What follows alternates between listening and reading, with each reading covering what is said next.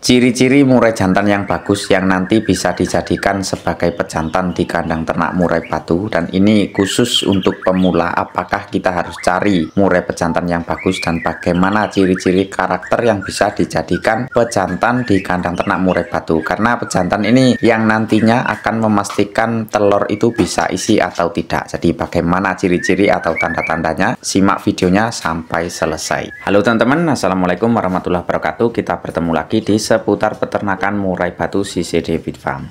Di video kali ini kita akan membahas tentang ciri-ciri atau tanda-tanda bagaimana sih murai pejantan yang bagus yang nanti bisa dijadikan sebagai pejantan di kandang ternak murai batu kita. Jadi sebelum kita memasukkan murai pejantan atau sebelum kita menjodohkan calon dua indukan ini, murai jantan itu harus kita teliti terlebih dahulu bagaimana speknya atau ciri-cirinya murai jantan yang bisa dijadikan sebagai pejantan. Karena pejantan ini yang nantinya akan menentukan hasil telurnya isi atau tidaknya dari pejantan ini ketika dia itu sudah berada di kandang ternak. Dan misalkan kita sebagai peternak yang masih pemula belum mengetahui ciri-ciri atau spek karakter murai jantan tersebut, maka itu artinya percuma saja teman-teman. Nanti setelah kita masukkan ke kandang ternak, setelah murai betina bisa bertelur tapi telurnya itu tidak bisa isi karena si pejantan atau murai jantannya itu masih belum sesuai dengan karakter yang kita bahas di video kali ini. Apakah yang kita cari harus pejantan yang berprestasi teman-teman? Nah, tentunya kalau untuk murai jantan yang sudah prestasi itu sangat bagus sekali, tapi kita harus garis bawahi karena tidak semua orang atau tidak semua kicau mania itu mampu membeli murai jantan yang sudah prestasi.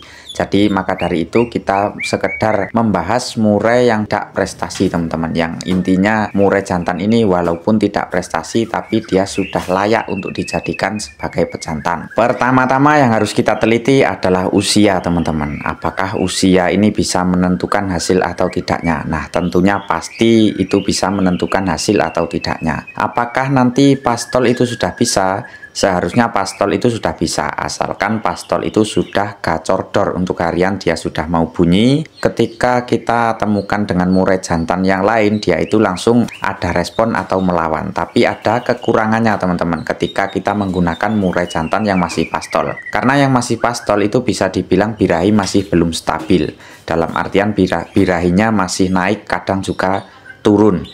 Jadi ketika dia itu naik, dia koar-koar terus menerus. Tapi ketika dia itu birahinya turun, dia tidak akan bunyi sama sekali. Bahkan si pejantan yang masih pastol itu biasanya matung. Jadi sangat disarankan untuk teman-teman yang masih pemula itu cari usianya di atas 1 tahun ataupun bahkan sampai 2 tahun itu malah lebih bagus. Karena di usia yang sudah seperti itu, usia sudah mapan, itu nanti akan mudah ketika kita dalam memproses penaikan birahinya. Ketika birahinya sudah ketemu, maka dia itu akan tetap stabil, hariannya tetap gacor. Ditemukan dengan murai jantan, dia itu akan langsung mau melawan. Itu ketika kita menggunakan murai yang sudah usianya mapan. Itu kalau dilihat dari usia teman-teman. Kemudian yang kedua, bagaimana kita dalam memilih murai pejantan yang bagus? Apakah kita harus mencari ekornya yang panjang atau yang pendek? Kalau untuk masalah ekor itu sangat relevan sekali teman-teman. Kadang juga ada teman yang sukanya ekor yang panjang, kadang juga ada yang suka yang pendek. Maka dari itu tergantung dari pilihan teman-teman kalau untuk ukuran atau panjang dari ekor tersebut. Kemudian yang ketiga, apakah kita itu harus mencari murai jantan yang giras atau kita cari murai jantan yang jinak? Intinya begini teman-teman, kalau kita menggunakan murai yang agak giras, jadi kita itu tempatnya atau kandangnya itu harus agak tertutup. Kenapa kok harus tertutup? Karena biasanya murai yang giras itu ketika ada kita berinteraksi atau kita ngasih makan, biasanya dia itu agak gerabakan. Jadi sangat saya sarankan untuk teman-teman yang masih pemula itu cari yang agak semi-semi jinak. Kenapa kok harus cari yang jinak untuk pemula? Karena nanti ketika kita menemukan murai jantan yang agak jinak, itu akan memudahkan kita ketika dalam merawat hariannya. Ketika pas kita ngasih makan, dia itu nggak gerabakan. Intinya dia itu nggak mudah stres kalau untuk untuk murai yang semi jinak. Kalau untuk yang giras itu memang harus agak tertutup tempatnya teman-teman. Setelah kita membahas itu tadi, dimulai dari usia ataupun panjang ekor ataupun yang giras atau yang jinak, ini ada yang harus kita bahas terlalu penting teman-teman. Kenapa kok terlalu penting? Karena menurut saya ini yang lebih penting adalah di karakter faktornya teman-teman. Jadi kita itu sebagai peternak yang masih pemula, ketika kita memilih murai jantan, yang kita utamakan ada di faktornya, yang nantinya akan menjadikan anakan-anakan yang bagus. Karena nanti percuma teman-teman kalau misalkan kita memilih indukan atau pejantan yang bagus dari body ataupun dari ciri fisiknya itu sudah bagus, tapi dia itu tidak mempunyai mental faktor, itu yang nantinya anakannya akan jadi biasa-biasa saja.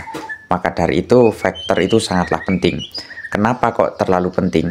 Karena faktor itu yang nantinya ketika kita awal memasukkan murai jantan ini ke dalam kandang ternak, yang dibutuhkan adalah faktornya. Karena pas waktu ketika pertama kali berada di dalam kandang ternak, di lingkungan yang belum terbiasa, ataupun ketemu sama betina yang kita jodohkan, dia itu modal utamanya adalah faktor. Karena dengan adanya faktor tersebut, murai jantan ini akan mudah berjodoh. Karena dia itu tidak ada rasa takut kepada si betina. Setelah kita tahu bahwa murai jantan yang akan kita jadikan sebagai pejantan ini mempunyai karakter faktor yang tinggi, selanjutnya kita harus meneliti dia itu di volumenya teman-teman. Kenapa kok kita harus cari volume yang besar atau volume yang kristal? Karena nanti terah ataupun turunan ini tidak bisa dibohongi. Kalau misalkan indukannya volumenya sudah keras, maka insya Allah anakannya juga akan keras volumenya. Jadi terah itu sangat menentukan teman-teman, terah atau keturunan. Jadi kita itu yang penting harus teliti di karakter faktor dan juga volumenya, tanpa kita harus memantau dia itu di gantangan. Karena tidak semua orang itu bisa atau mampu membeli murai jantan ketika ada di gantangan atau di lapangan. Maka dari itu dengan adanya video ini, semoga teman-teman yang masih pemula kita itu sama-sama belajar, tidak sampai salah memilih calon atau indukan pejantan yang akan kita ternakkan. Setelah kita tahu ciri-ciri murai jantan yang bagus tersebut seperti yang saya sebutkan tadi, setelah itu coba kita track dengan murai jantan yang lain. Kalau misalkan murai jantan ini kita hadapkan dengan murai jantan yang lain, dia ada rasa ngelawan atau ada gacor keluar materi, itu sangat bagus sekali. Tapi kalau ketika kita temukan dengan jantan yang lain, dia masih ada rasa ngelowo ataupun ada ngeruji, itu harus kita rawat terlebih dahulu. Kemudian setelah itu coba kita temukan dengan si betina yang akan kita jodohkan. Kalau misalkan dia itu ketemu betina langsung merayu, itu sangatlah mantap, sangat bagus sekali untuk dijadikan pejantan. Tapi ketika belum ada tanda-tanda seperti itu, kita harus olah lagi atau kita harus rawat terlebih dahulu. Intinya dalam ternak murai batu itu tidak ada orang yang pintar atau tidak ada kata suhu. Yang penting kita itu teliti dalam merawat murai batu tersebut. Oke lah teman-teman, semoga video yang singkat ini bisa memberikan manfaat khususnya buat teman-teman yang masih pemula. Intinya kita semangat terus dalam berternak murai batu, kita cari pengalaman secara terus-menerus. Saya akhiri, assalamualaikum warahmatullahi wabarakatuh.